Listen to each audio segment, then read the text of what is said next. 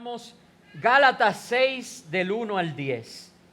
Gálatas 6 del 1 al 10. Y si para romper un poco la inercia de este tiempo que yo estuve hablando estos temas, usted quiere ponerse de pie, entonces sería un buen momento en reverencia a la palabra de Dios.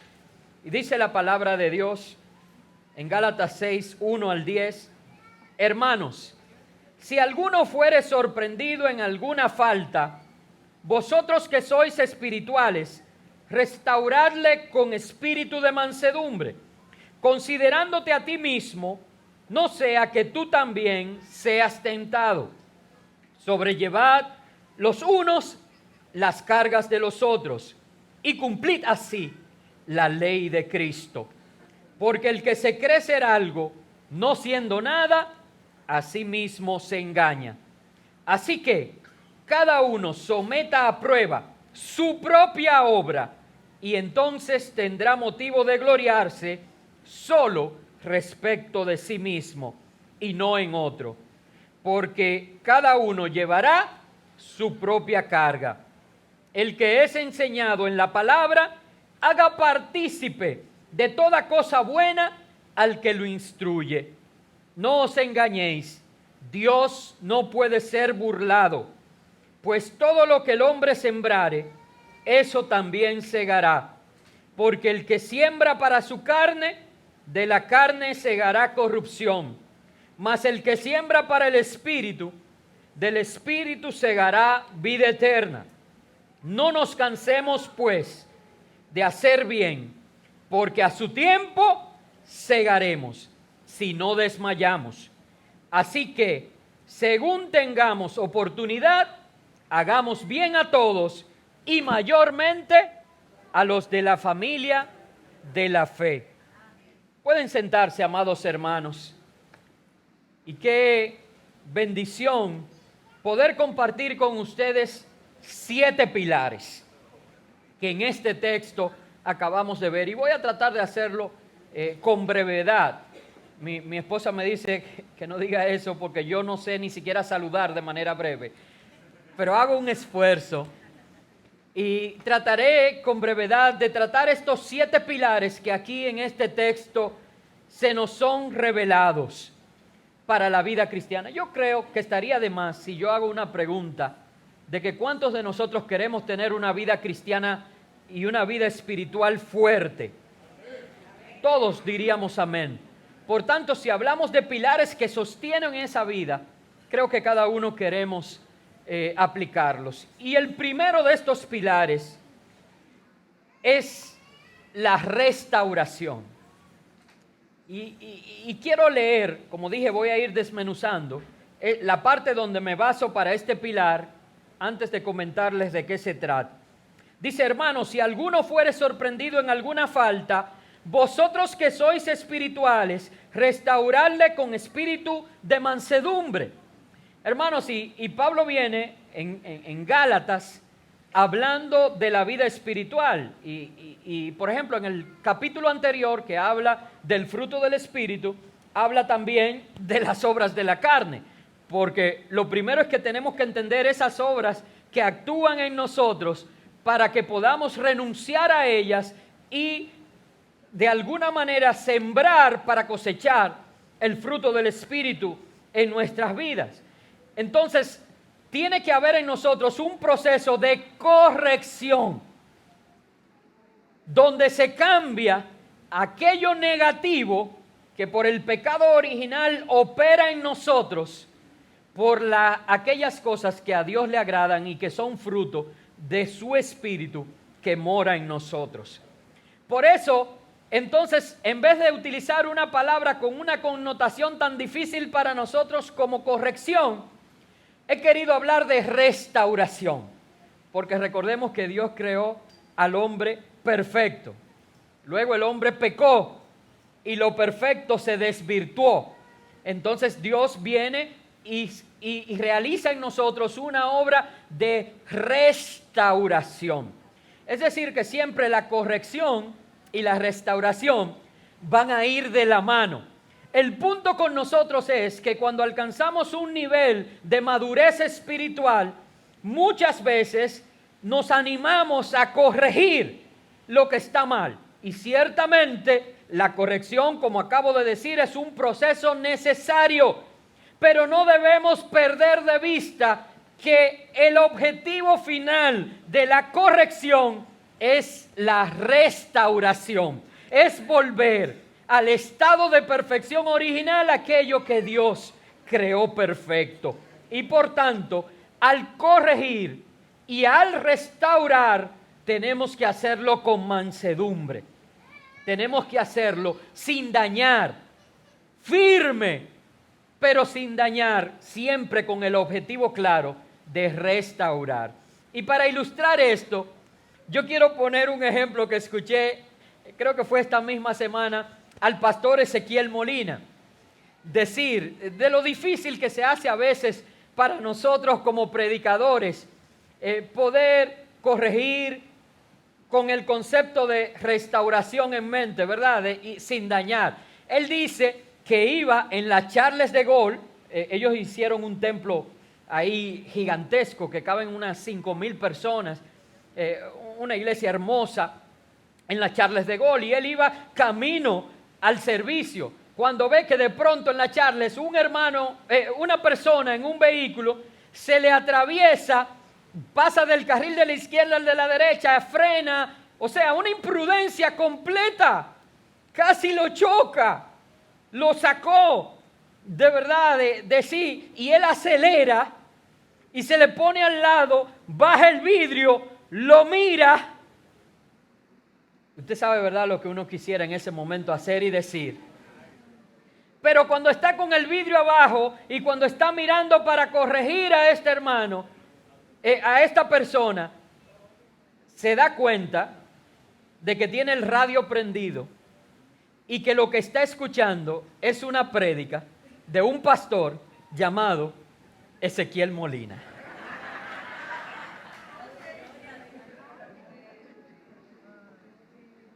Y él subió el vidrio lentamente y siguió hacia la iglesia. Y él dijo, ¿qué tal si yo me hubiera dejado llevar por la ira del momento? Y dice él, no iba a hablar nada descompuesto porque no es mi estilo de vida, pero obro conforme a la carne y hablo a esta persona queriendo corregir, que necesitaba corrección, hermanos, porque cometió una imprudencia. Pero la forma en que él la iba a hacer no era con mansedumbre. Y entonces el testimonio de vida de él como pastor, imagínense cuántos años tiene Ezequiel Molina, de testimonio sin mancha en esta nación, con el respeto ganado de toda la sociedad. Y que en ese momento, un momento de ira, echara todo eso por el suelo. Creo que es la ilustración más clara que podemos hacer de que sí, para restaurar tenemos que corregir, pero corregir con mansedumbre, siempre pensando que el propósito final es devolver al estado perfecto de la creación de Dios. Primer pilar, la restauración en la vida espiritual. Nosotros tenemos que colaborar en la restauración de cada uno a la imagen del Hijo de Jesucristo. El segundo pilar es la evaluación. Dice, considerándote a ti mismo, no sea que tú también seas tentado. Hermano, las experiencias de los demás y del que cae sobre todo, que es lo primero que estamos viendo en este texto, si para algo debemos considerarla, es para construir un vallado alrededor de las zonas más débiles de nuestras vidas, evitando nosotros mismos caer en las mismas cosas. No es para señalar, no es para juzgar. Hermanos, es que el enemigo no te va a atacar donde tú eres fuerte. Si tú eres una persona honrada, honesta, que nunca tomaría lo que no es tuyo, el enemigo no te va a poner de que la oportunidad de robarte 5 millones, porque él sabe que tú no vas a ceder a esa tentación. Y el enemigo no está jugando contigo. Él quiere que tú caigas. ¿Entiende eso? Él no está jugando contigo. Él anda como león rugiente buscando a quién devorar. Él quiere destruirte. Él vino para robar, para matar y para destruir. Él te va a poner en situaciones donde tú seas débil. Y cuando tú ves lo que provoca en otros el ceder a esa tentación, si para algo tú consideras la situación del otro, es para construir vallado alrededor de esos lugares débiles e impedir que puedas caer en la tentación. A eso yo le he llamado el pilar de la evaluación. Es ver en mi vida qué áreas necesitan ser fortalecidas para construir vallado y permitir que yo pueda permanecer en pie. El tercer pilar, yo le he llamado solidaridad. Y dice, sobrellevad los unos las cargas de los otros y cumplid así la ley de Cristo. Ahora yo les pregunto, ¿qué es esto de la ley de Cristo? Porque no que Jesús cumplió toda la ley y ya ahora no estamos en la ley, sino en la gracia. Bueno, en Juan 13:34 está la ley de Cristo. Vamos a verla para que entendamos de qué se trata esto de sobrellevar las cargas los unos de los otros. Juan 13:34 dice, un nuevo mandamiento, es decir, una nueva ley, les doy, que os améis unos a otros como yo os he amado, que también os améis unos a otros. La Biblia dice que nosotros no podemos amar a un Dios a quien no vemos, si no somos capaces de amar a nuestros hermanos, a quienes sí vemos. Y decimos, bueno, pastor, lo que pasa es que a Dios, Dios es el amado, el deseado de las naciones, pero el hermano no colabora. Se hace difícil amar a ese hermano. Y yo te pregunto, ¿qué tan fácil o difícil es amarte a ti?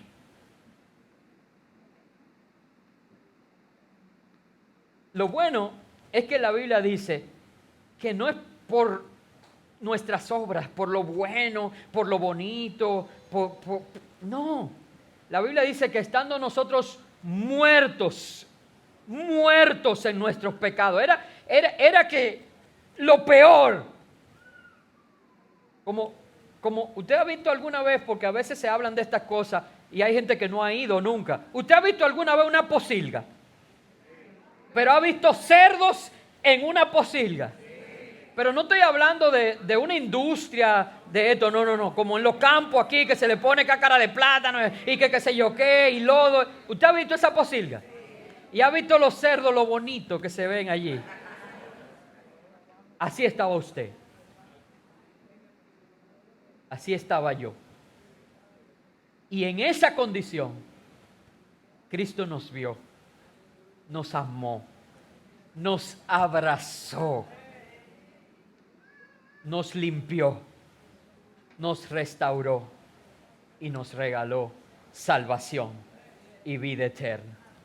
Así que, hermanos, no importa lo difícil o no que sea amar a ese hermano, soporta sus cargas, ayúdalo, porque también tú vas a necesitar que alguien te soporte y que alguien te ayude con las tuyas. A ese pilar yo le he llamado solidaridad. Miren, ese es uno de los pilares que se desarrolla únicamente en la iglesia.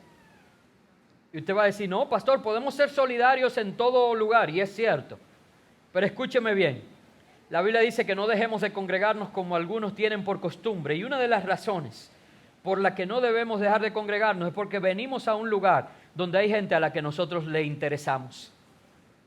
Gente que genuinamente está dispuesta y hasta se alegra cuando usted se le acerca y le dice, hermano, oye, perdón que te cargue, pero yo quiero que me ayudes a orar por esto. ¿No le ha pasado que alguien le dice, ¿cómo que me cargue? No. Yo dispuesto, gracias por darme este privilegio de orar por ti, y que luego entonces le dan seguimiento. Y dime, ¿y esto por lo que estamos orando? A veces nosotros ponemos a la gente a orar por algo y después se nos da y no le decimos a nadie. Eso también tenemos que cambiarlo. Porque, hermano, tenemos otras cosas por qué orar. Así que el Señor nos ayude, ¿verdad?, a ser agradecidos. La solidaridad.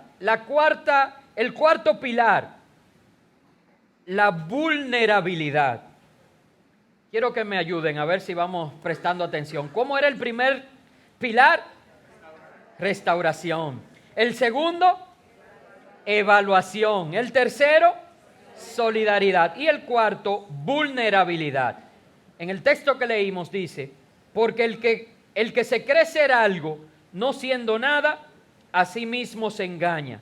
Así que cada uno someta a prueba su propia obra y entonces tendrá motivo de gloriarse solo respecto de sí mismo y no en otro, porque cada uno llevará su propia carga. La vulnerabilidad nos hace entender que nosotros podemos fallar, hermanos. La vulnerabilidad nos hace entender que no somos perfectos. El apóstol Pablo, que yo dudo que alguno de nosotros quiera compararse en estatura a él, y dice, yo mismo no pretendo haberlo alcanzado ya, pero una cosa hago, olvidando lo que está detrás, me extiendo hacia lo que está delante, ¿verdad? Y él tenía clara la meta. El fin era ganar a Cristo. Dejaba todo y se extendía hacia ser como Cristo. Entonces sí, todos nosotros tenemos la expectativa, el anhelo, la esperanza de llegar a la estatura del varón perfecto que es Cristo. Pero la verdad es que ahora estamos muy lejos de serlo. Hermanos, seas tú pastor, anciano, diácono, ujier o un nuevo creyente, tenemos que tener la certeza de nuestra condición. Y a veces, de verdad, me duele ver cómo hermanos se creen ser tan religiosos que pudieran sentar a Dios a una clase de religión. Hermanos, entiende, tú eres vulnerable. La realidad es que fallas. Mira que dije que podemos fallar ahorita. Y ahora te estoy diciendo más categórico. La realidad es que fallas. Ahora, si hay alguno perfecto aquí, levánteme la mano para yo retirar eso. Somos vulnerables. Seamos como dice Filipenses 2, del 5 al 8. Ustedes saben que ese es uno de mis versos favoritos. Que haya pues en vosotros este sentir que hubo también en Cristo Jesús, el cual, siendo en forma de Dios, no estimó el ser igual a Dios como cosa a que aferrarse, sino que se despojó a sí mismo, tomando forma de siervo, hecho semejante a los hombres, y estando en la condición de hombre, se humilló a sí mismo, haciéndose obediente hasta la muerte y muerte de cruz. Hermanos, aquel que no pecó nunca murió como pecador. La crucifixión estaba destinada para lo peor de la sociedad en ese tiempo. Aquel inocente se humilló hasta la muerte y muerte de cruz. Tú y yo tenemos que, como un pilar de nuestra vida cristiana, entender nuestra vulnerabilidad. ¿Por qué? ¿Para justificar nuestro pecado? No. Para que ese entendimiento de que somos vulnerables nos haga depender diariamente de Jesús, el autor y el consumador de nuestra fe. Decirle, Señor, hoy yo no quiero fallar. Ayúdame a no fallar. Y al terminar el día decirle, gracias, Señor, porque hoy no fallé. O venir al terminar el día, conscientes de que fallamos y decimos, mira, Señor, me sacó de quicio ese motorista y le dije, barriga verde. Así que ahora estoy delante de ti sabiendo que ya tú me has limpiado, pero se me pegó ese polvo en los pies. Límpiame de eso. Ayúdame mañana a no decirle barriga verde al motorista, sino bendecirlo y predicarle el evangelio. Y habrán cada vez más días de los que usted le dice gracias porque hoy no te fallé. Eso esperamos, ¿verdad? De que cada día vayamos creciendo. Vulnerabilidad, cuarto pilar. Quinto pilar, coinonía. Pastor, y la coinonía no se relaciona tanto con la solidaridad que hablábamos al cargar unos la carga de los otros. Vamos a ver qué dice el texto que leímos. Dice, el que es enseñado en la palabra, haga partícipe de toda cosa buena al que lo instruye. No, pastor, usted se equivocó. Ahí no habla de coinonía. Yo les voy a explicar. Miren, como pastor yo enseño el concepto de honra. Y qué bueno que aquellos que nos enseñan la palabra de Dios, nosotros podamos honrarlos. Pero yo dudo mucho de que Pablo se refiera en este momento a lo material. No quiero que me malinterpreten. Una forma de honra es también velar por las necesidades de aquellos que nos han instruido en la palabra de Dios. Y Pablo, en muchísimos lugares, o sea que cuando digo que dudo mucho que él se esté refiriendo a eso, no porque Pablo no pudiera enseñar eso, porque en muchísimos lugares él habló de la generosidad y cómo los méritos de apóstol y todas las cosas podían motivarlo a enseñar a hacer y a honrar. Y de hecho, como digo, cuando nosotros nos ocupamos de las necesidades materiales de aquellos que nos enseñan, les estamos honrando. Aquí hay una hermana que a mí me da risa, tengo que decirlo, porque a ella le da una vergüenza terrible cuando Dios pone en su corazón traerme una ofrenda. Y ella, yo lo noto, que muriéndose casi, que se acerca a mí. Lo que ella no sabe es que yo siempre pienso que eso fue en oración que Dios se lo reveló. Porque ni siquiera han sido la misma cantidad de la ofrenda. Y cada vez que ella me ha dado, ha sido como que Dios respondió una oración mía. Mira, Señor, necesito tanto. Y ahí viene la ofrenda y son tanto. O Señor, mira, me hace falta pagar tal cosa. Y ahí viene esa ofrenda y es eso. Y cuando esa hermana viene y me entrega, hermano, yo veo la gloria de Dios. No por lo material, sino por la respuesta de Dios y por el corazón humillado de una gente que porque usted tiene que darle dinero a otro. Y si usted lo hace es porque Dios ha puesto en su corazón el amor. Y eso de verdad se refleja en bendición. Yo no estoy de ninguna manera predicando en contra de eso. Enseño el concepto de honra. Ahora, ¿por qué digo tan categóricamente de que dudo mucho de que Pablo se refiera en este momento a lo material y que más bien habla de coinonía? Porque cuando dice el que es enseñado en la palabra, haga partícipe, dice, de todo lo que usted tiene, de sus posesiones. No, dice, de toda cosa buena al que lo instruye. Yo busqué en el diccionario lo que significa coinonía, ¿verdad? Y ya ustedes saben que ahí estaba la etimología, en el griego, en el hebreo, pero yo nací aquí en... ¿Dónde yo nací? Aquí en la capital, sí. No, lo que pasa, ¿verdad? Yo no estaba consciente en ese momento. Pero saben, el significado de la palabra coinonía se refiere en comunión, en tener comunión, principalmente en las cosas de Dios. Y por eso yo presento como un pilar de la vida cristiana la coinonía, porque se trata de buscar y construir juntos y tener juntos la búsqueda de Dios. Es que yo te enseño la palabra de Dios y yo quiero ver la obra de Dios en tu vida. Y si hay cosas que tú has cambiado, si Dios ha obrado un milagro en tu vida, yo quiero que tú lo compartas conmigo. Yo quiero que tú me hagas parte. Pero si tú tienes luchas, que tú te acerques a mí y me diga, pastor, ore porque yo estoy luchando con esta situación. Habla de que tienes confianza en aquel que te enseña la palabra y de que juntos nos vamos a poner de acuerdo para orar y para pedirle al Espíritu Santo que te dé la fortaleza para resistir. Y sí, la coinonía conlleva partir el pan. Sí, la coinonía significa identificar las necesidades y suplir para esas necesidades. Pero coinonía es más que eso. Coinonía es estar de acuerdo en crecer juntos en el conocimiento de Jesucristo. ¿Cuántos quieren tener coinonía conmigo? ¿Cuántos han tenido coinonía con sus maestros, con sus pastores, con sus ancianos, con aquellos que le instruyen, con sus líderes de grupo? Compártelo. Que cada semana se abren su casa para recibirte, para que tú seas instruido. Hazlo parte. involúcrate con ellos, involúcralos a ellos en tu vida. El sexto pilar de la vida espiritual es lo que yo he llamado siembra y cosecha. Y a uno como que se le abren los ojos y los oídos. Bueno, de siembra y cosecha va a hablar el pastor.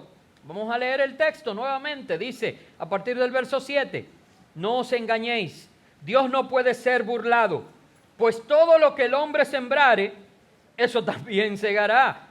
Porque el que siembra para su carne, de la carne segará corrupción, mas el que siembra para el Espíritu, del Espíritu segará vida eterna. No nos cansemos, pues, de hacer el bien, porque a su tiempo segaremos si no desmayamos.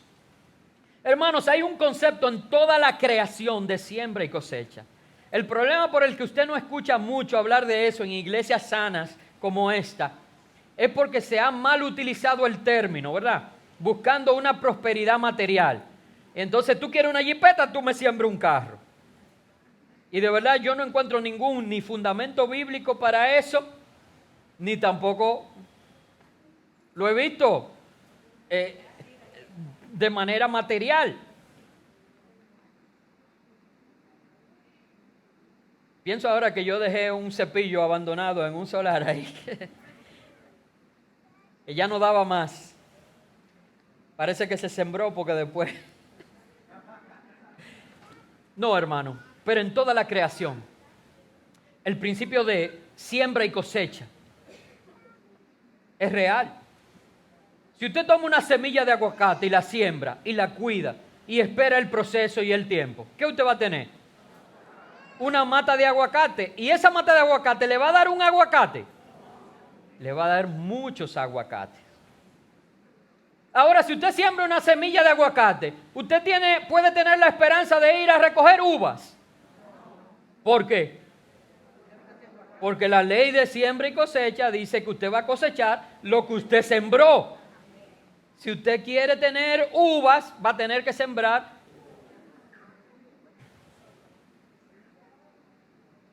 Y eso se aplica también en la vida espiritual. No podemos cosechar lo que no sembramos.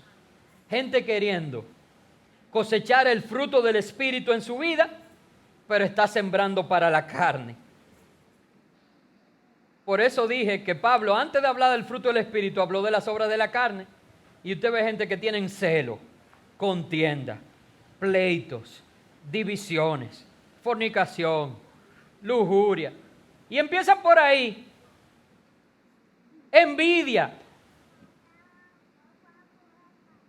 Y usted cree que usted va a conseguir un crecimiento espiritual comparando que a fulano lo miran y a mí no me miran. Ley de siembra y cosecha. Pablo dijo aquí, no yo, le pueden reclamar a él, que si tú siembras para la carne, vas a cosechar ¿qué? ¿Perdón? Corrupción. Pero si siembras para el Espíritu, segará vida eterna. Hermanos, ¿cuántos quieren vida eterna? Vamos a sembrar del Espíritu. Si te miró, si no te miró, si tiene más, si tiene menos, si lo hace mejor, si lo hace peor, si me habló mal. Obras de la carne, contienda, pleito, celo. Siga por ahí. Enfoquémonos en las cosas del Espíritu.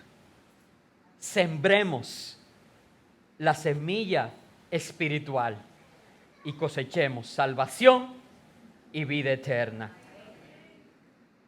Hagamos morir en nosotros el hombre natural para que pueda nacer el espiritual. Y mientras los músicos suben, quiero compartirles el séptimo y último pilar. A este yo le he llamado servicio.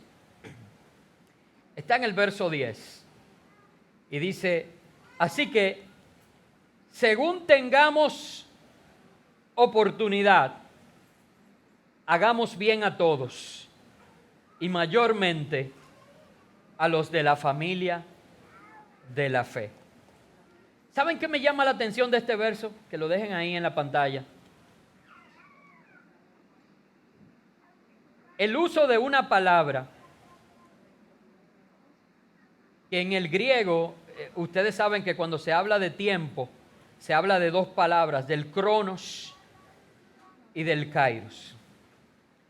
Y aquí se hace uso de una palabra oportunidad. Y miren cómo cambia el sentido de esta expresión. Si yo cambio kairos, si yo cambio la ocasión, si yo cambio la oportunidad por cronos. Y leamos. Así que según tengamos tiempo, hagamos bien a todos y mayormente a los de la familia de la fe. Ahora yo quiero saber de los que están aquí, ¿a cuántos les sobra el tiempo?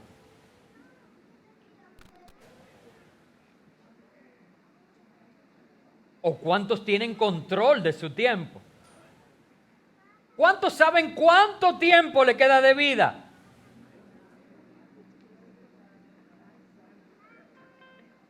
¿Cuántos saben cuánto tiempo le queda de vida a tu hermano?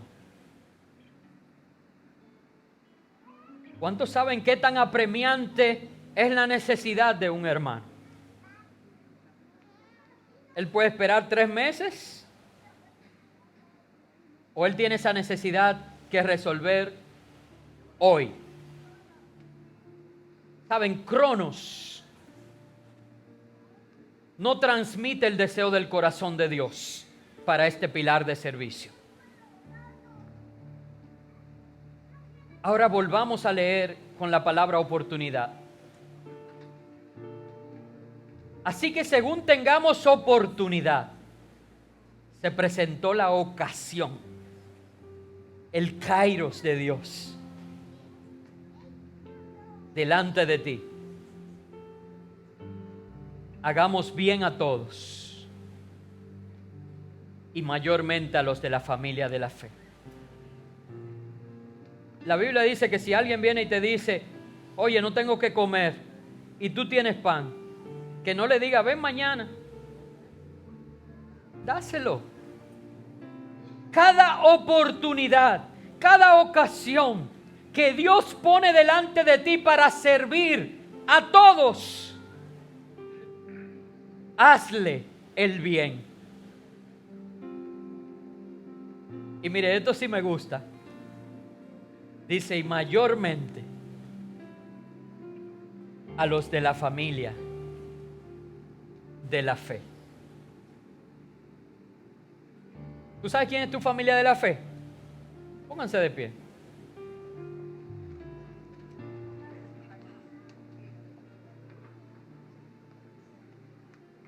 Es que si Yudelka tiene una necesidad y tú tienes la oportunidad de hacerle bien, porque Dios no te va a juzgar en lo que tú no puedes hacer. Hazle el bien a cualquiera, pero mayormente a ella, que es tu hermana, que es de la familia de la fe. Es que si la Lin necesita ayuda en un trabajo y tú puedes, Dios te presentó la ocasión.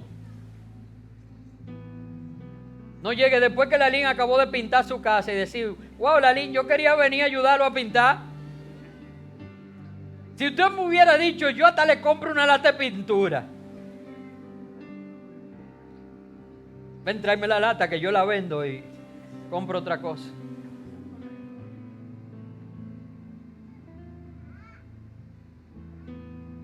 Una oportunidad, una ocasión se presenta delante de ti para que se desarrolle el pilar de servicio.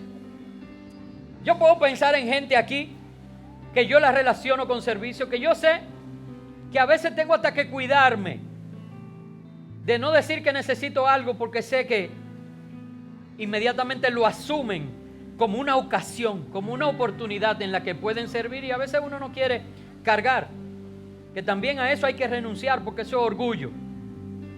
Si yo soy de la familia de la fe, y Dios manda a que hagamos bien a todos, mayormente a lo de la familia de la fe, tengo que estar abierto a que alguien me haga bien, al igual que yo dispuesto a hacerle bien a otros.